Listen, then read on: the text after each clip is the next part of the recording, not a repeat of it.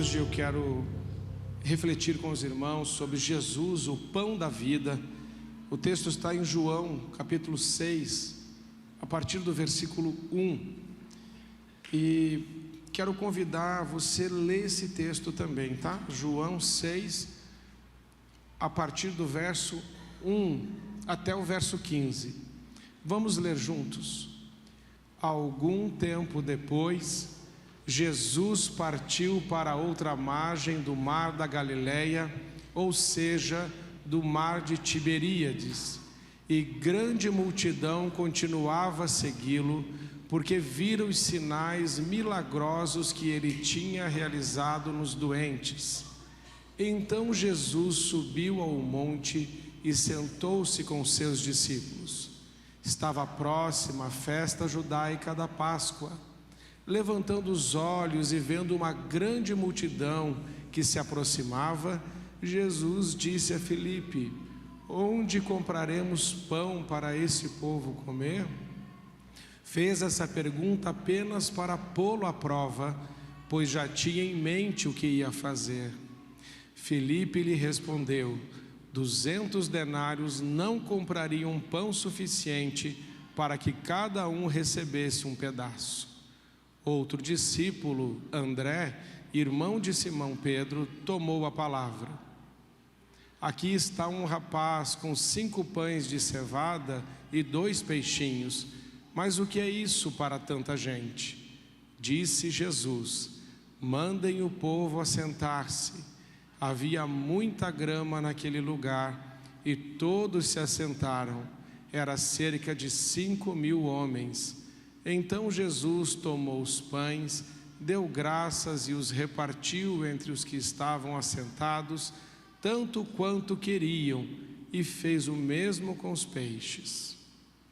Depois que todos receberam o suficiente para comer, disse aos seus discípulos: ajuntem os pedaços que sobraram, que nada seja desperdiçado. Então eles ajuntaram e encheram 12 cestos com os pedaços dos 5 pães de cevada deixados por aqueles que tinham comido. Depois de ver o sinal milagroso que Jesus tinha realizado, o povo começou a dizer: sem dúvida, este é o profeta que devia vir ao mundo.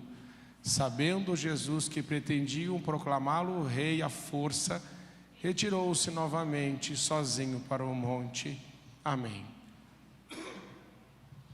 Só a leitura do texto já nos faz bem, não faz?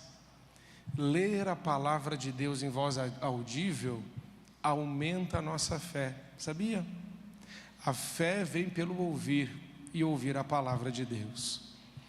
Esse texto que acabamos de ler está dentro de um contexto onde Jesus estava curando muitos enfermos, ensinando as pessoas, e aonde Jesus estava, ajuntava-se sempre grande multidão.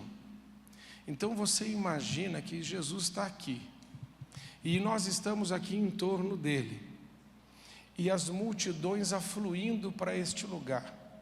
Quando Jesus caminhava, muitas vezes tinham 10.000 pessoas, 5.000 pessoas.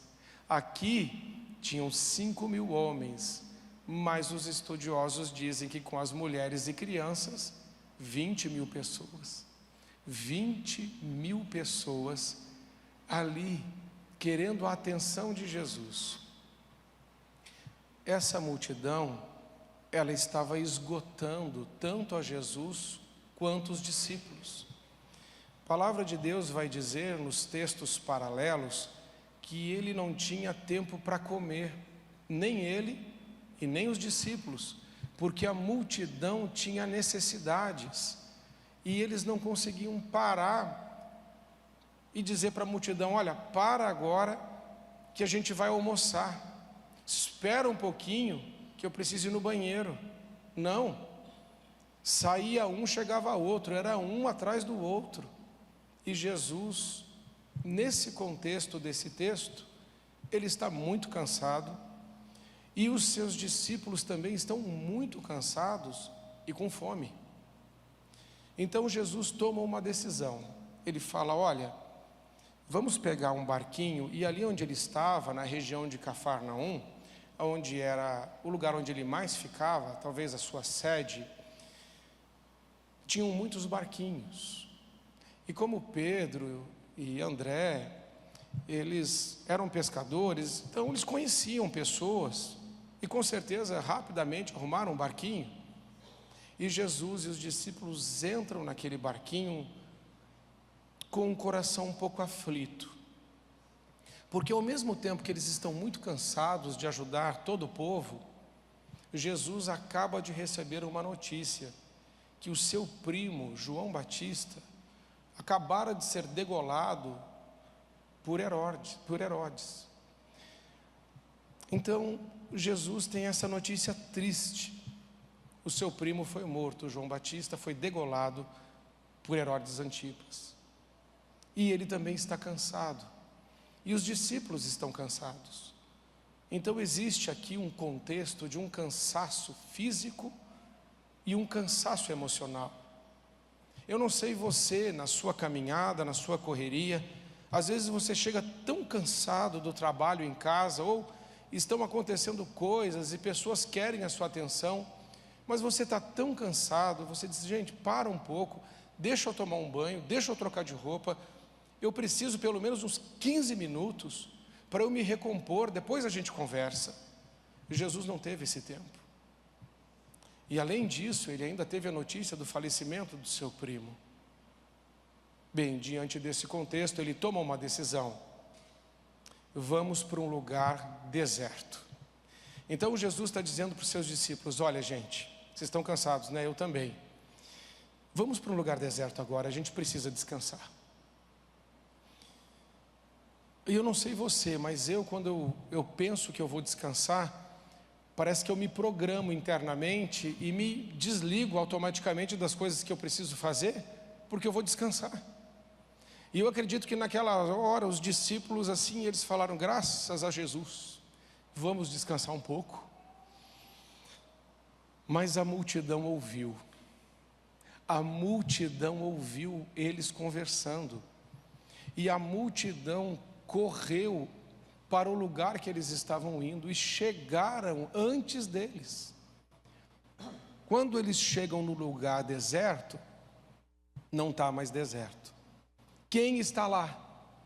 Uma grande multidão de 20.000 pessoas. E é uma coisa incrível como Jesus tem um coração tão bom, que a palavra de Deus vai dizer em Mateus 14:14, diz assim: quando Jesus saiu do barco e viu tão grande multidão, voltou para o barco e foi embora. Foi isso que está escrito? Quando Jesus viu aquela grande multidão, gente, uma multidão de problemas, a Bíblia diz que Jesus teve compaixão deles e curou os seus doentes. Esse texto não está em João, esse texto está em Mateus. Por quê? Todos os evangelhos contam esse mesmo milagre. E quando você leu a multiplicação dos pães nos 4 evangelhos, você vai ter a visão completa do que estava acontecendo naquele cenário. E quando a gente lê só um evangelho, a gente pensa que Jesus desceu do barco e já foi multiplicar os pães e os peixes. Não, ele desceu do barco e foi curar os doentes.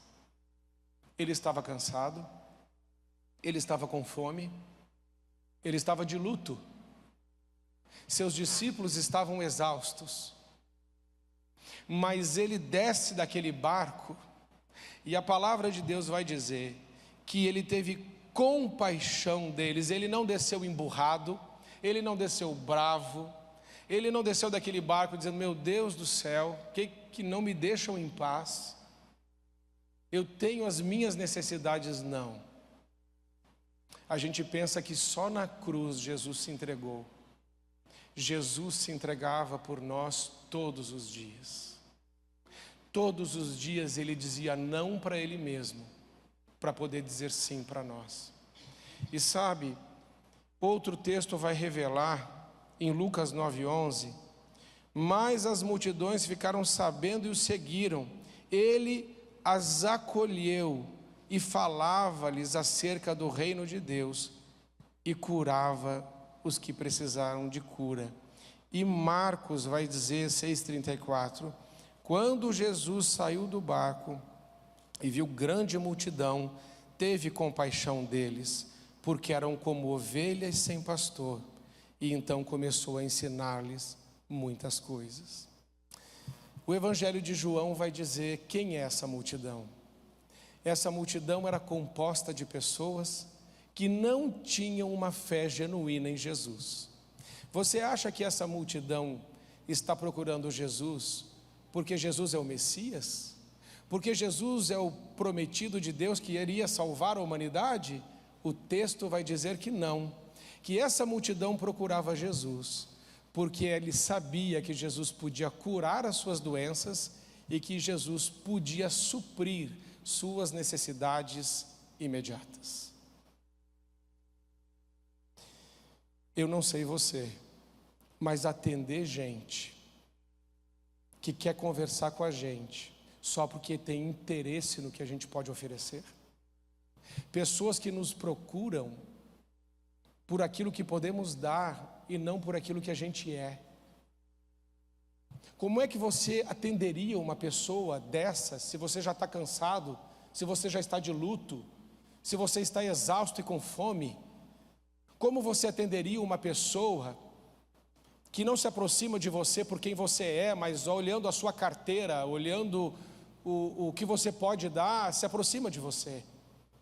Era assim que essa multidão se aproximava de Jesus, não para adorá-lo, não para levantá-lo como o Messias, mas eles queriam um rei que pudesse colocar comida na barriga e curar a dor de cabeça. Mesmo assim, Jesus teve compaixão deles, e não comendo e nem bebendo, e nem se preocupando consigo mesmo, ele atendeu todas aquelas pessoas, curou todos os enfermos, pregou o Evangelho e teve compaixão delas. Sabe o que é compaixão? Compaixão é quando você olha a necessidade do outro e você faz a necessidade do outro passar pelo seu coração. Então você se enche de compaixão, e a compaixão nos aproxima uns dos outros. E foi isso que Jesus fez. A primeira lição que eu aprendo nesse texto para os nossos dias é que ainda que eu e você nos aproximemos de Jesus com interesses egoístas, querendo só resolver o nosso problema e querendo que Jesus atenda às nossas necessidades imediatas, ainda que façamos isso, Ele olha para nós, tem compaixão de nós e nos atende. Jesus não atende às nossas orações porque nós somos bonzinhos. Jesus não atende às nossas orações porque nós fazemos todas as coisas certas. Jesus não atende às nossas orações porque nós somos melhores do que os outros. Jesus atende às nossas orações porque Ele é bom, porque Ele tem compaixão e porque Ele esquece dele mesmo em favor de nós. Então, quando você orar, lembre disso. Não deveríamos, mas a gente faz isso muito, nos aproximar de Jesus para saber o que Ele tem para dar para a gente hoje. Deveríamos nos aproximar de Jesus para dizer: Senhor, eis-me aqui, faça-se em mim segundo a Tua palavra. Eu sou o Teu servo e vim até você, até o Senhor, para fazer a sua vontade. Em segundo lugar, eu aprendo, irmãos, que os discípulos estavam diante de um impossível. O texto vai dizer que Jesus vai falar com alguns deles sobre o que está acontecendo. Marcos 6,36 diz assim, eles diziam assim: manda embora o povo para que possa ir aos campos e povoados vizinhos para comprar algo para comer. Quando os discípulos veem aquela multidão faminta, a primeira reação diante daquele problema dos discípulos foi: manda eles embora. Senhor, manda esse povo embora, porque não tem jeito. E às vezes nós também, diante dos problemas da nossa vida, a gente manda pessoas embora. Você já mandou alguém embora da sua vida? As coisas não estavam dando certo. Você estava cansado. Você estava estressado. Você estava de luto. Você não estava bem. Aí chega aquela pessoa inconveniente e quer saber o que você tem para oferecer para ela. Aí você pensa assim: quer saber? Chega.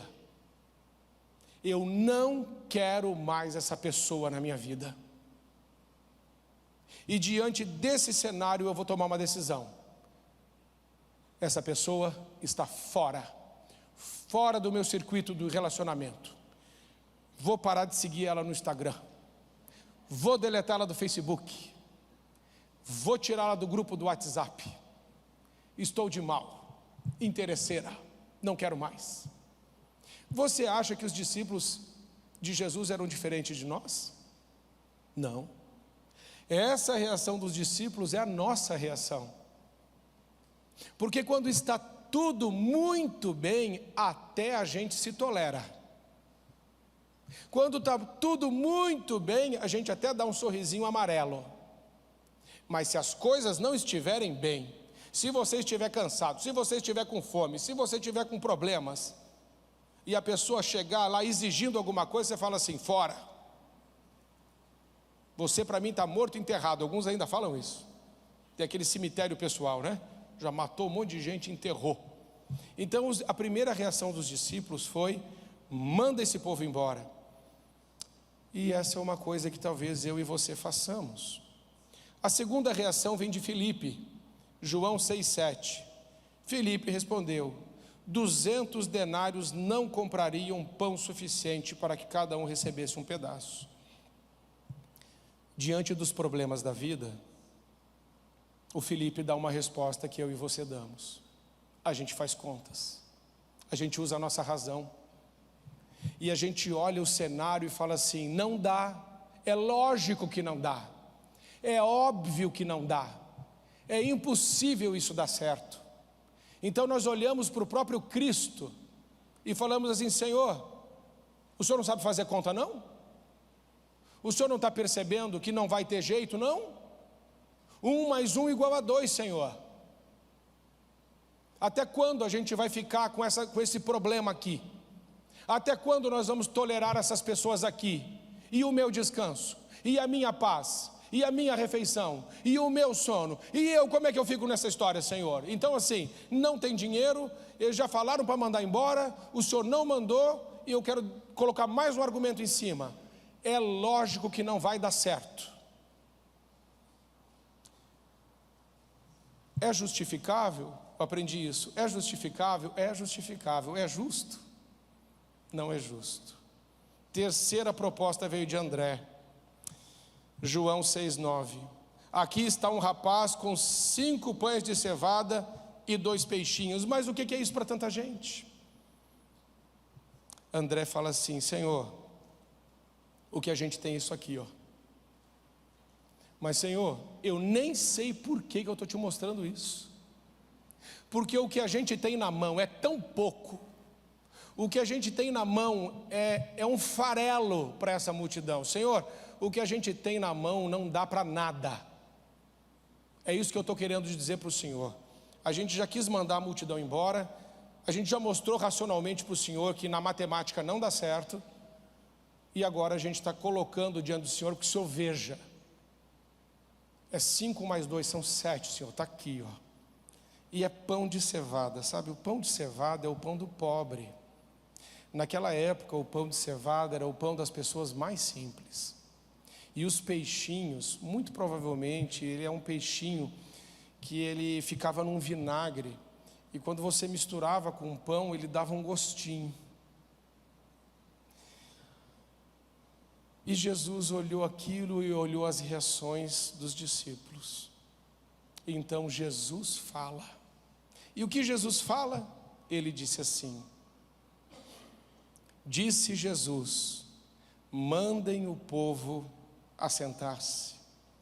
E havia muita grama naquele lugar, e todos se assentaram. Irmãos, esse detalhe do texto é tremendo. Havia grama. A Bíblia diz no Salmo 23 que Jesus é o bom pastor. Ele nos leva aos vales verdejantes. Se o Senhor é o meu pastor, de nada terei falta. Olha esse detalhe do texto. Havia muita grama.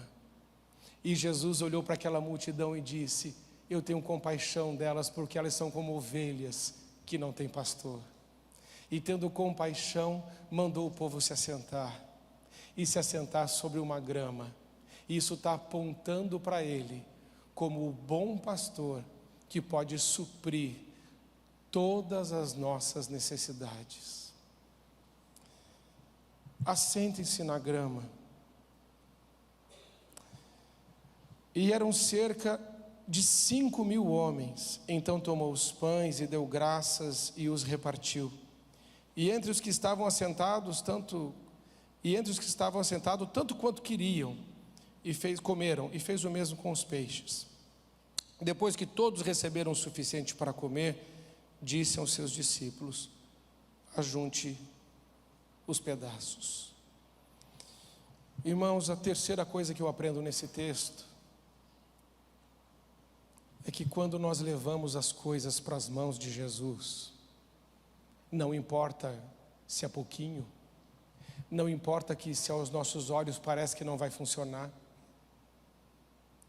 porque eu não sei como foi, mas eu imagino que aqueles pães, aqueles peixes ficaram dentro de um saquinho, e eles foram repartindo com a multidão, e toda vez que alguém colocava a mão naquele saco para retirar pão e peixe, não acabava, não acabava, não acabava, não acabava. E ao final de tudo, recolheram 12 cestos. Tinham 12 discípulos que estavam de barriga vazia. 12 cestos cheios. Nada foi desperdiçado. Mas o que me chama muita atenção é que a coisa só mudou quando foi colocado aquele pouquinho nas mãos de Jesus. Olha, eu sei que eu e você não temos muito a oferecer para Deus. E talvez você esteja sentado e dizendo: puxa, pastor, eu sou como alguém dessa multidão. Eu sou essa pessoa que procura muito Jesus para Ele resolver os meus problemas. Eu sou essa pessoa que não dá descanso para Jesus. Mas esse Jesus é tão amoroso que ao invés de Ele me rejeitar, de Ele me mandar embora, de Ele fazer conta, Ele simplesmente olha para mim e diz assim: meu filho, sente-se, sente-se, eu sou o seu pastor, eu tenho provisão para a sua vida. Se é provisão para a sua alma, eu tenho. Se é provisão para o seu corpo, eu tenho. Se é provisão para o seu espírito, eu tenho. Eu sou o bom pastor. Irmãos, o que temos é tão pouco para dar, mas devemos levar esse pouco a Jesus. Talvez a sua família esteja tão quebrada, ou você esteja tão destruído pelas circunstâncias da vida, que você diga assim: pastor, eu estou só o caco. Eu vi nesse summit que eu fui, eu vi uma ilustração muito bonita. O cisne andando no lago, nadando. Quando você olha o cisne num lago, ele está lindo, ele está pleno, ele vai deslizando em cima da água. Mas eles mostraram depois como é que é por baixo. Para ele deslizar lindo daquele jeito, as patinhas ficam fazendo assim, bem rápido, e é feio. Mas em cima da superfície o cisne é lindo. Às vezes nós estamos assim. As pessoas olham para nós, nós estamos igual um cisne, lindos por cima do lago. Mas Jesus enxerga suas patinhas, fazendo assim, desesperado, para conseguir dar conta daquilo que precisa dar. E eu falei para Jesus: Senhor, eu sou essa pessoa, quebrado, cansado, que muitas vezes te procura só para o Senhor resolver os meus problemas. Eu quero te pedir perdão, Senhor, mas ao mesmo tempo eu continuo tendo necessidades. Eu peço perdão por ter feito isso, mas Senhor, eu continuo tendo necessidades. Será que o Senhor pode me ajudar? Será que o Senhor pode levantar sua mão em meu favor? Será que o Senhor poderia inclinar os seus ouvidos à minha oração? Porque na minha matemática eu já percebi que não vai funcionar. Não é assim? A gente faz as contas e fala assim: não fecha, não fecha. É doença, é perseguição, são vícios, é a família, são as brigas, é o adultério, são as perdas, são as mágoas, é a rejeição, é a violência, são palavras malditas que são ditas, são problemas que a gente está vivendo no corpo, na alma e no espírito. E nós saímos como essa multidão, desesperados, correndo atrás de Jesus. Boa notícia que eu tenho para te dar é que Jesus te atende antes dele mesmo. É que Jesus te entende. É que Jesus te perdoa. E é que Jesus te ajuda. Que coisa boa saber que Jesus, que é o pão da vida, ele se repartiu por nós. Você entende melhor a ceia agora? Você entende como ele se repartiu aqui? Como ele se dividiu em pedaços? Ele ergueu o pão e ele repartiu. Mas quando ele repartiu, não era aquele pão, era ele. Era ele.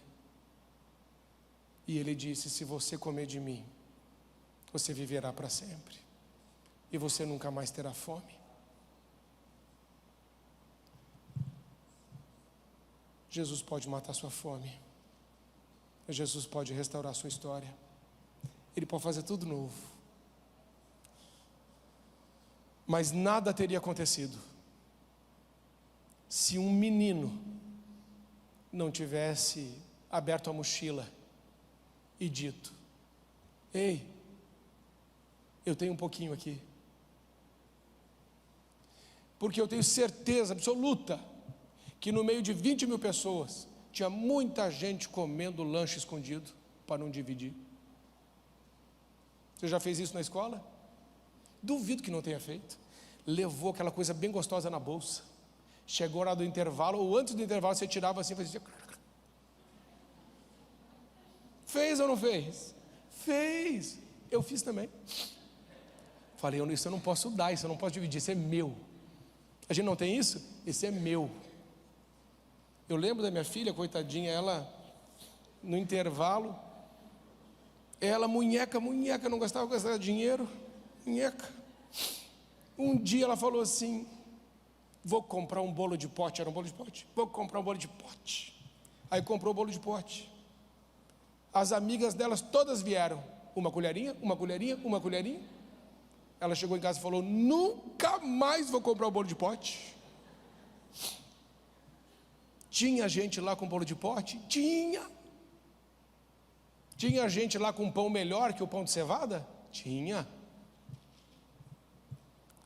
Mas alguém disse: Senhor, o que eu tenho, isso eu te dou. O pouquinho que eu tenho, toma nas tuas mãos. E Jesus multiplicou. Às vezes, irmãos, não é que Deus não quer fazer, é que a gente não quer entregar. Entendeu? A gente quer ficar com aquilo para a gente. Mas o meu apelo hoje é que você entregue nas mãos dele.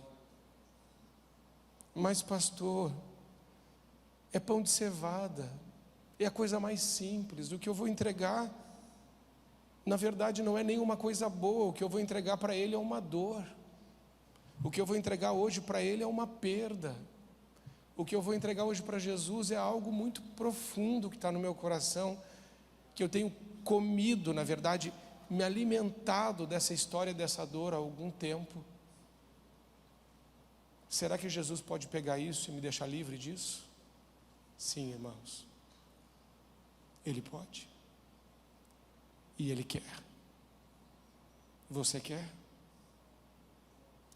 Vamos ficar em pé. Eu quero fazer um convite a você. O que nessa noite você deseja colocar nas mãos de Jesus Cristo?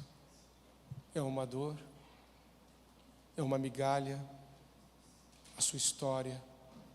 Sua vida profissional? Sua vida conjugal? Sua vida familiar? Eu não sei o que o Espírito Santo falou com você, mas eu sei que Jesus está aqui, isso eu sei. E nós cantamos uma música hoje que a gente falou que a gente não procura Ele pelas bênçãos, a gente quer Ele. E Deus marcou um encontro com você hoje. Essa é uma noite de entrega daquilo que nos é caro. E talvez aquele menino foi realmente como aquela viúva, ele deu tudo o que tinha. Às vezes, irmãos, as coisas não mudam na nossa vida porque a gente só entrega uma parte. A outra parte a gente fala assim, não, isso deixa que eu controlo. Entregue tudo e deixe Jesus ser Jesus. Amém? Vamos orar juntos por isso? O que é que você quer colocar nas mãos de Jesus? Deixe o seu lugar. Venha. Vamos orar juntos em nome de Jesus. Quer colocar o seu casamento, seus filhos, sua vida, sua caminhada profissional, seus estudos, sua vocação, suas dores, suas perdas, suas mágoas, suas feridas, suas decepções, suas desilusões. O que hoje você decide colocar nas mãos de Jesus Cristo? Não é uma mão qualquer, são as onipotentes mãos de Jesus. Podem chegar bem para frente, para todos poderem chegar até o altar, tá? Todos poderem chegar até o altar. E já vai falando com Jesus e dizendo, ah, Senhor, é isso. Nessa noite eu quero colocar nas tuas mãos essa situação. Eu preciso, Senhor, da provisão, mas eu preciso mais do provedor. E talvez a sua oração seja, Senhor, eu quero colocar a minha cabeça debaixo das tuas mãos e dizer, ah, Jesus, me abençoa, me ilumina, fica comigo, me tira desse labirinto que eu entrei.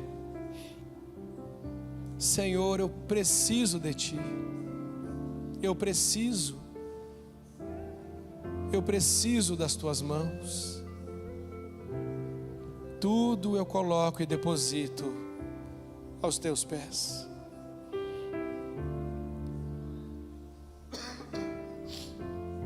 Senhor, muito obrigado. Eu também, Senhor, coloco nas Tuas mãos a minha vida e peço, Senhor, tenha misericórdia de mim e me faça um homem segundo o Teu coração. Muda-me, Senhor, transforma-me e ajuda-me a ser mais parecido contigo. Em nome de Jesus. Amém. Olha, deixa eu falar com vocês um pouquinho. Você veio aqui e você trouxe para as mãos de Jesus alguma coisa. Eu não sei o que é. Talvez alguém tenha trazido um filho, uma ferida, uma dor, uma mágoa, uma perda. Outros trouxeram um casamento, outros trouxeram a vida profissional, outros trouxeram situações nas suas vidas que estão desgastando, cansando, situações financeiras. Olha, não importa. Quando nós colocamos nas mãos de Jesus, Ele é poderoso para fazer o que a gente não pode fazer. É isso que a gente tem que entender. A sua razão vai ser como a de Filipe, que vai dizer assim: ah, Senhor, mas o que é isso? Como André, não faça contas, não explique para Deus, somente entregue a Deus. E agora eu quero fazer uma oração muito especial com toda a igreja. Quero que você coloque suas mãos assim e vamos repetir juntos uma oração. Diga assim: Senhor Jesus, que as minhas mãos sejam como as tuas mãos. Coloca agora, Senhor, as tuas mãos sobre as minhas mãos. Eu creio que através dessas mãos pessoas serão curadas, levantadas, abençoadas, protegidas, ungidas e guardadas. Essas mãos representam a minha vida e a minha obra, que através dessas mãos muitas obras de justiça glorifiquem o teu nome. Desvia das minhas mãos toda a avareza, toda a violência, toda a arrogância, toda a insensatez. Em nome de Jesus, as minhas mãos são tuas, Senhor. Usa elas como o Senhor quiser. É a minha oração, em nome de Jesus. Amém. Sabe, gente, tem momentos na nossa vida que a gente precisa de um abraço, não tem? E quando a gente abraça e aquela mão aperta, a gente se sente melhor. Mas se a gente tiver convicção que essas mãos podem ser como as mãos de Jesus, vai ser diferente. Quem é pai e mãe aqui, colocar a mão sobre a cabeça dos filhos e orar e abençoar e dizer: ah, você vai viver o que o Senhor tem para a sua vida. Os maridos que estão aqui, colocar a mão na cabeça da esposa e dizer: mulher, você é a mulher mais linda e sábia que Deus poderia ter colocado na minha vida. Como é que você acha que essa mulher vai se sentir?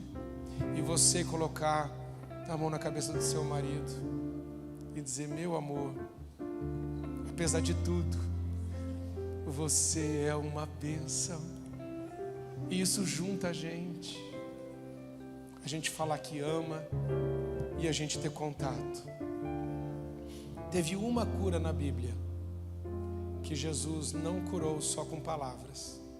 Existe uma cura na Bíblia, que é da mulher encurvada, que ele disse assim para ela: mulher, você está livre do seu mal. Ela estava presa por Satanás e ela estava encurvada há 18 anos.